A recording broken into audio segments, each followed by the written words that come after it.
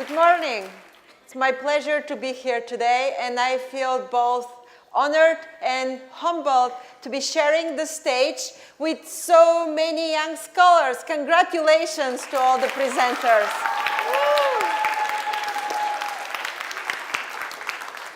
I'd like to talk to you today about how to become a global citizen.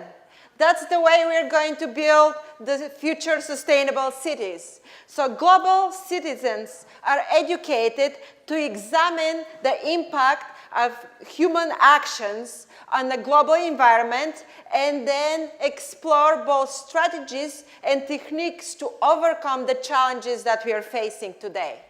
So they possess this powerful mixture of interdisciplinary academic viewpoints, global visions, and applied knowledge to help communities around the world.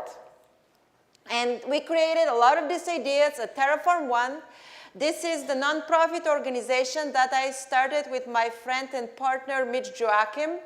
And we were students when we met. We were studying at Harvard, and we had this idea that the future is fiction. And we created a nonprofit to think about the future cities, sustainable future cities. Here is an early vision on the cover of Popular Science, and this idea that we'll put an end to suburbia, will consolidate everybody to live in this tall bioclimatic building they're interconnected. What you see in the bottom is this canyonized type of transportation that separates slow from fast traffic, pedestrian and bicyclists, and finally moving in the air in jetpacks and blimp buses. We found, however, this idea was nothing new. More than 100 years before us, Harry Pettit drew a very similar vision for New York City. What you see here are tall interconnected buildings, canyonized type of transportational corridor, in this case separating automobiles from horse carriages, and finally moving up in the air in dirigibles, connecting to the vertical course of transportations here. This really happened. People arrived to New York this way, and there's still towers that exist in buildings that these dirigibles were connecting.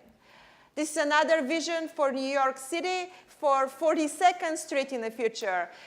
We worked with another nonprofit called Vision 42nd. This was presented to the former Mayor Bloomberg.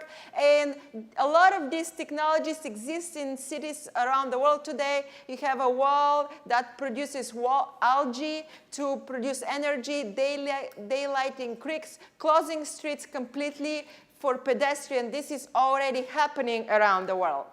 And so in order to educate these global citizens, we started a school, One Lab, when we run experiments teaching students the principles of synthetic biology and parametric design. And here the students are forming this mold, and they're going to grow mycelium, or the root structure of mushrooms, to replace ceiling panels. Finally, working with living trees, here the students are bleaching these trees to form a living wall that can withstand lateral forces.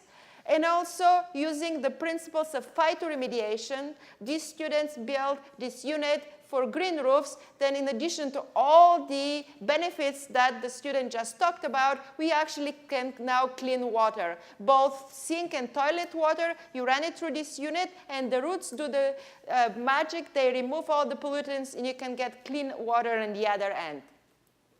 So I took all this, what we've learned here, and designed these global sustainability and environment programs with the Council on International Educational Exchange. That's a global NGO that brings students from the US to study all around the world. And currently, we offer these programs in these 3 cities. We have these ideas to combine both theory, practice, science, technology, and experience in a single program. So in Berlin, we are working currently with the students on the Tempelhof airport. This airport was built by the Nazi party in 1930 and played a big role in a war. It's over 1,000 acres in the middle of the cities, and Berliner decided that they wanted to keep it as an open space.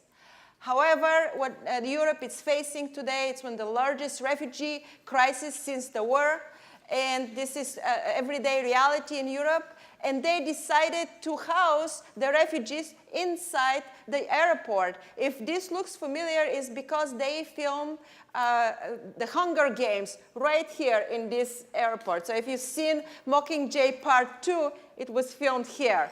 But however, today, these are all refugees, and the conditions are really poor. They're taking all their personal belongings today.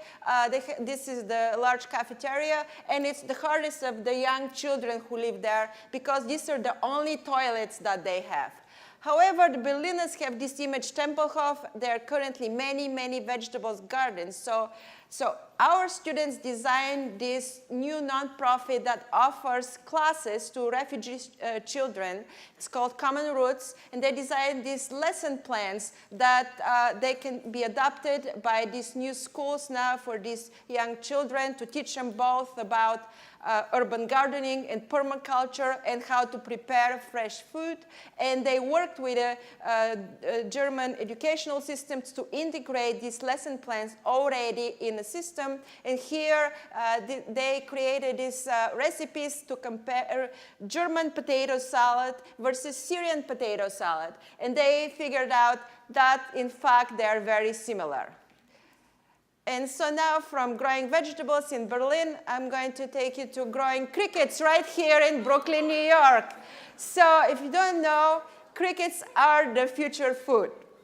Why? Because, first of all, they use more than 100 times less greenhouse gas. They use more than 300 times less water and produce a lot more protein.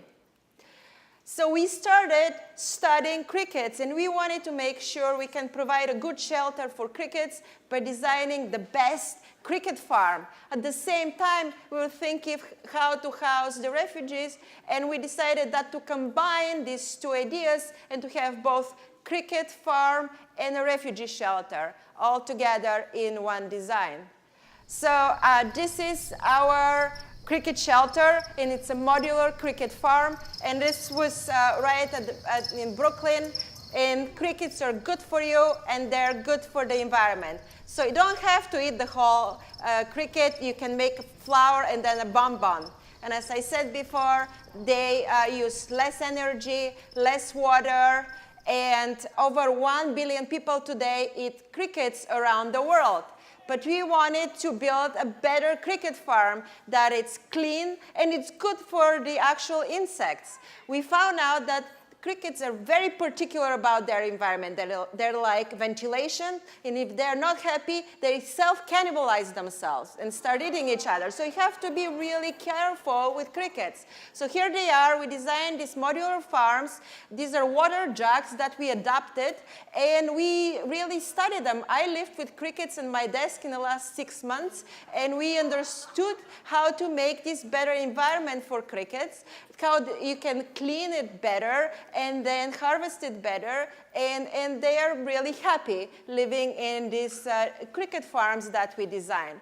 And we had to think about all the aspects of their life cycle, from providing ventilations with these air quilts to thinking about how to make more crickets, right? We wanted to produce as much as possible in this farm, so we actually had to design these birthing chambers. So it's a rather complex system where you have to separate the mothers and then separate the youngs. And once they are ready to enter the farms, you let them go. So this is an actual cricket birthing chamber. So on one side, it's what my partner calls the sex pod, where things happen. And then you separate the youngs and you let them grow for a little bit, and they enter the farm.